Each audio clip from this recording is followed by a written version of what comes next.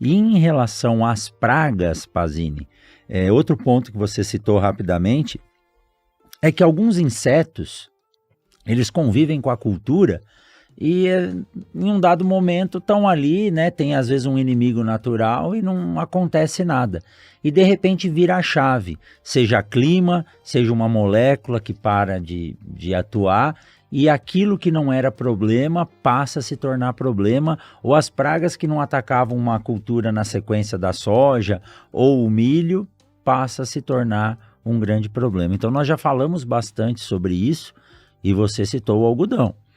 A área de algodão cresceu muito no Brasil. Outro dia eu dei uma entrevista, eu falei que estava em 900 mil hectares, já está passando de 1 milhão de hectares. O algodão brasileiro é muito bom e tem muito problema que ocorre numa cultura que fica aí 180 dias no campo. Bom saber que você está trazendo seu conhecimento para essa área também. Para começar, né, em relação ao ano passado. O ano passado, Pazini, nós tínhamos muita chuva no Rio Grande do Sul, né? O Mato Grosso também com chuva, sem falta de água, atrasando um pouquinho. Então a gente tinha um equilíbrio aí de temperatura e umidade. E esse ano veio o El Niño. E aí a gente teve praticamente seca até final de outubro no Mato Grosso, lavouras morrendo, sul do país, água caindo pesado. E a gente sabe, como você diz muito bem, né? A praga fica esperando a picanha chegar, né? E muitas têm resistência para se manter naquele solo seco ou em restos culturais. E quando de repente chega a chuva e tá esse mar de soja, de milho, de algodão, elas começam a aparecer. Qual leitura que você faz do ano passado? Nós conversamos aqui no podcast, acho que faz um ano, né? Qual que é a leitura que você faz do ano passado, que a gente já tinha algumas pragas se despontando, para esse ano que eu acredito que o problema tenha sido mais intenso? Bom, que a gente nota essa safra do ano passado para esse ano, o Brasil ele se divide ali no Paraná, e ali em Foz do Iguaçu, no Paraguai, ali é mais ou menos as divisões que a gente tem na dinâmica de insetos no Brasil.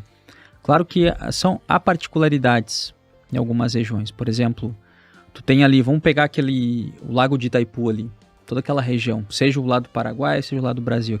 Aquela região ali é uma região mais quente, mais úmida, uma noite mais quente. Geralmente quando você tem noite mais quente, você tem um estímulo mais a algumas populações de inseto, por exemplo, percevejo.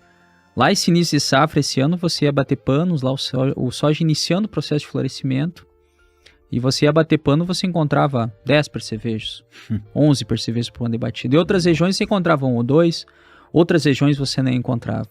Então, ali, para mim, hoje, e conhecendo um pouco mais essas rodagens no Brasil, a gente vê que ali é um divisor de populações. E também um divisor de chuvas, né? E concentrações. A gente sabe que, tu fala, aqui é o ponto que vai ser a divisão. Não, mas ali mais ou menos a gente sabe que as dinâmicas, elas mudam bastante.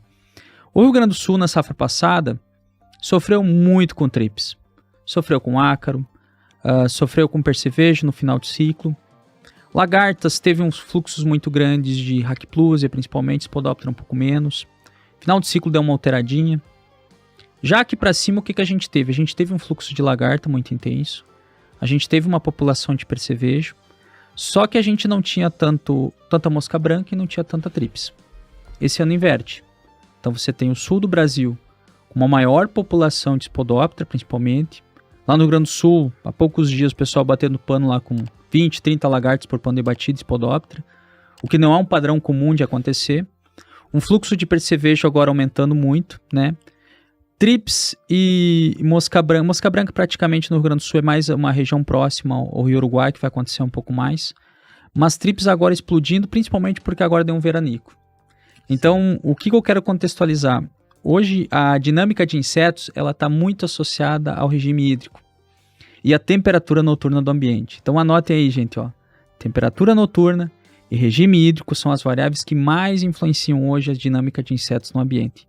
E vai ser o precursor da vida. A gente sabe que água é precursor de vida e a água ela interfere muito nas dinâmicas. E aí a gente vai para o centro-oeste ou vamos pegar o Paraná para cima. O que a gente teve? Trips. Trips, nos outros podcasts, a gente alertou aqui, gente.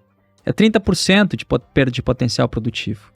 seja Franquinella e Calotrypsis. E as duas espécies estavam acontecendo no soja. E as duas espécies foram para o algodão. Só que Franquinella aconteceu um pouco mais no algodão, afetando um pouco o estabelecimento. Já Calotrypsis um pouco menos. Só que nas áreas de milho que tem agora, o que a gente encontra? Franquinella e Calotrypsis. Só que mais Calotrypsis. Então, se for dividir, a Franquinella parece ter uma preferência um pouco maior por algodão, Calotrypsis um pouco mais no milho. E se vocês forem até nas áreas de milho e olhar o bacheiro e virar a folha do bacheiro, você vai ver que teve muita trips ali. Só que nesse contexto também, o ano estava muito favorável para a mosca branca. A gente alertava lá no início, ó, cuidado com mosca branca. E o que a gente encontra esse ano? Uma alta infestação de mosca branca na cultura da soja, com a senescência da soja, ela buscando outras plantas. E o que tem no ambiente? Eu tenho algodão e eu tenho milho. No algodão, o que a gente encontra agora? Folhas do bacheiro, afetadas muito por mosca branca. Estou virando essas folhas uma grande quantidade de ninfas. Mas no milho, as folhas do bacheiro você encontra ninfas de mosca branca. Só que no milho a gente não tem relato de impacto econômico de mosca branca nele. Contudo, a gente está vendo que está afetando o bacheiro. Bom, e bacheiro do milho, hoje vão pegar da espiga para baixo pelo menos 30%, né? É a produtividade, né?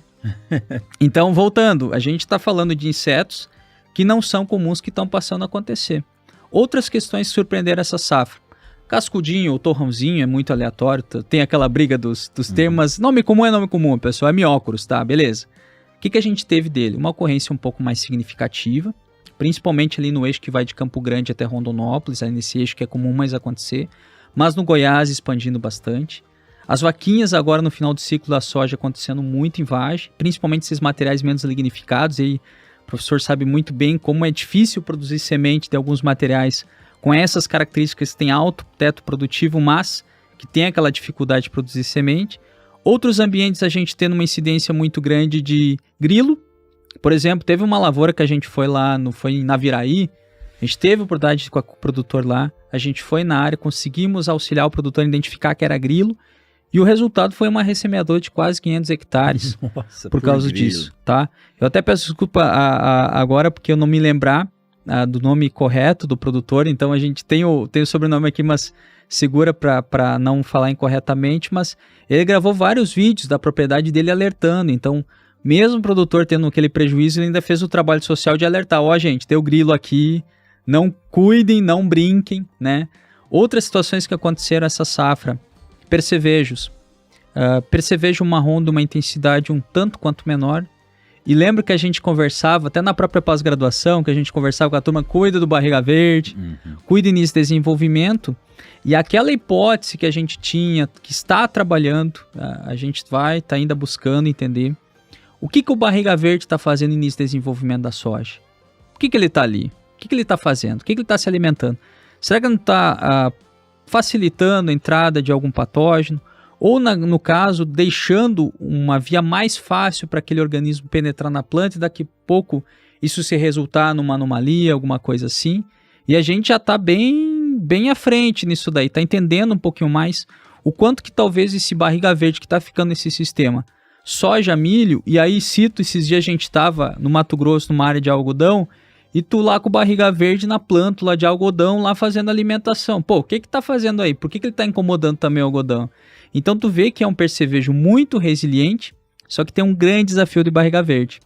É um cara de solo, não é um cara que gosta de se expor. Então barriga verde, o nosso grande desafio vai ser buscar momentos onde que eles estejam mais expostos e ele possa daqui a pouco a gente ser mais efetivo na chegada de ativos até ele. Então, voltando, traçar hoje um panorama do que a gente tem no Brasil, o que você pode encontrar em todo o Brasil hoje? Percevejo barriga verde, você vai encontrar em todo o Brasil.